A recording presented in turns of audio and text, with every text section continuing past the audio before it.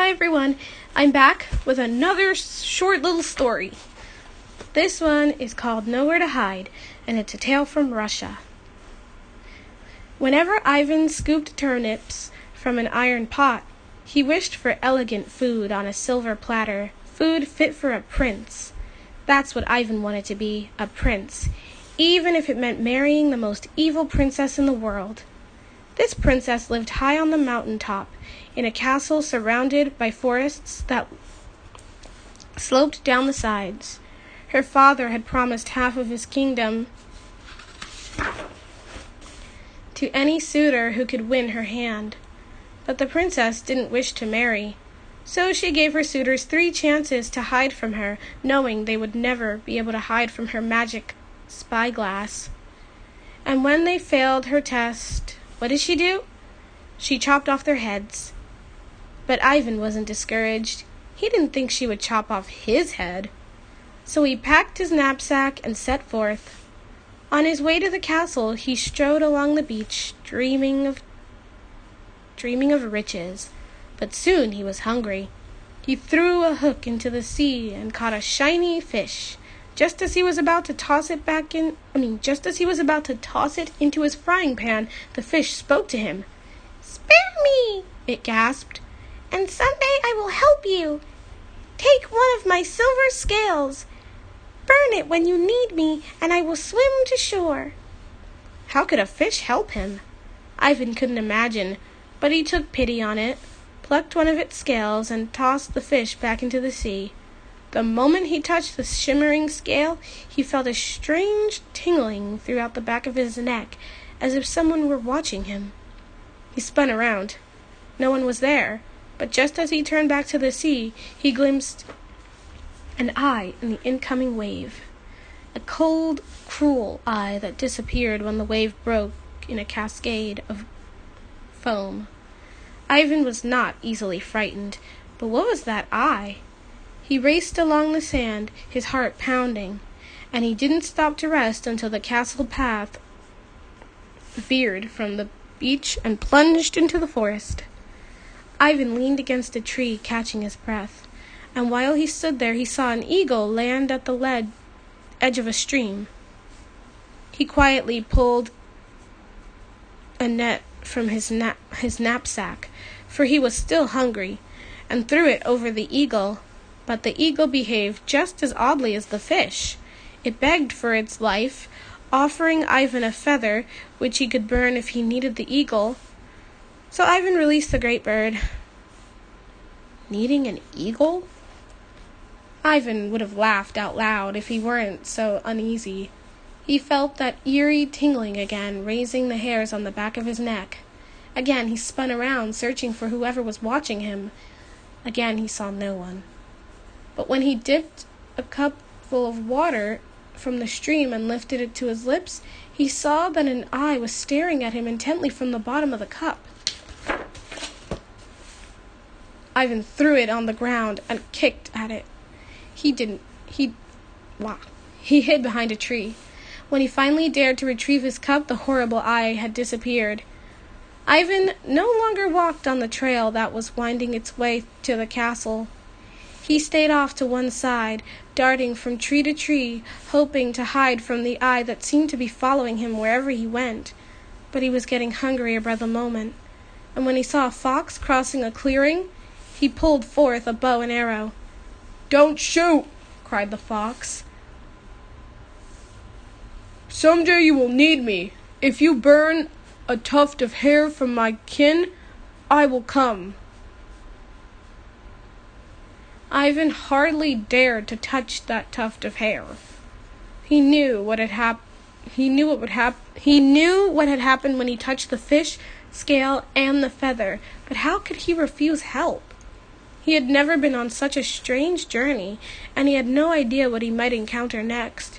So he plucked a tuft of hair from the fox's chin. Oh, that word was chin before. Okay.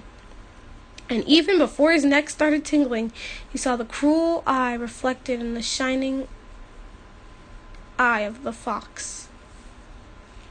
But when he looked over his shoulder, he caught only a glimpse of that eye before it vanished. Ivan was about to run home, but how could he? He was a brave hunter, a future prince. He would follow that trail all the way to the castle, marry the princess, and live in luxury for the rest of his life. When he finally reached the palace, he was led inside to meet the princess. "You're a fool to think you can hide from me," she said. "But you may try. I will look for you in the morning." The hunter stared at her. Somehow she looked familiar. "Stop staring," she said, stamping her foot, and she ordered him out of the throne room. The hunter raced far from the palace and burned the eagle's feather. "Hide me!" he shouted. Moments later, the eagle grasped the hunter with its mighty talons and flew to a distant mountain that pierced the sky. There it dropped the hunter into its nest and covered him with its wings. In the morning, the princess pulled out her magic spyglass. It sent her eye wherever she looked. She could see everything on the earth, under the water and up in the sky. She could see her suitors wherever they hid. She pointed her spyglass out the window and looked for the hunter. Her eyes roamed over the earth and under the water. It didn't see him. But when it traveled across the sky, it noticed 2 hairs of the hunter's fur hat peeking out from under Eagle's wings. When the hunter returned to the palace, he was already dreaming of meat pieces and purple robes. But the princess mocked him. "I saw you in the eagle's nest," she said. "You have only 2 more chances to hide." The hunter was shocked. He'd heard rumors about her spyglass, but he had no idea it was so powerful. He hurried to the sea and hunted and burned the fish scale. "Come help me," he cried. The fish immediately swam to shore, along with a huge shark. It told the shark to swallow the hunter whole and swim to the very depths of the ocean. But later the shark opened its mouth to let out But later the shark opened its mouth to eat a smaller fish at the very moment that the magic spyglass sent out that princess's eye beneath the waves. And there, between the shark's pointed teeth, it glimpsed 1 thread of the hunter's coat. The hunter was sure no one could have seen him hidden in the shark's belly at the bottom of the ocean, but when he entered the throne room, the princess laughed at him. "I saw you inside the shark," she said. "If you can't find a better hiding place tonight, your head will roll across the courtyard tomorrow." The hunter was beginning to fear that she might be right. Now he realized with horror where he'd seen her cruel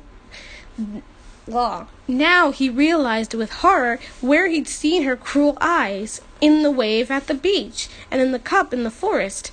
But he rushed outside, determined to try again. He burned the fox's hair and called for help. The fox bounded to his feet. "Fear not," it said, and it led him into a tunnel it had dug under the palace. The hunter crawled after the fox until they reached a spot directly under the princess's room. They could hear her footsteps overhead. When morning came, they heard her walk over to the window. At first, all was silent. Then she began talking to herself. "Not in the sky," she said, and a little later, "Not in the ocean." Yet later she shouted, "Not on the earth!" That's when she threw her spyglass against the wall and smashed it into 1,000 pieces. "I'm safe," cried the hunter. He was thanking the fox for saving him when he heard the angry princess stamping her foot on the floor above him. Crash! Her leg came down through a rotten board over the tunnel. She pulled her leg out and peered through the jagged hole with those cold, cruel eyes. "I found you," she said.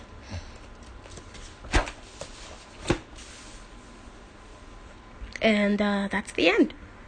I guess he's going to get his head cut off.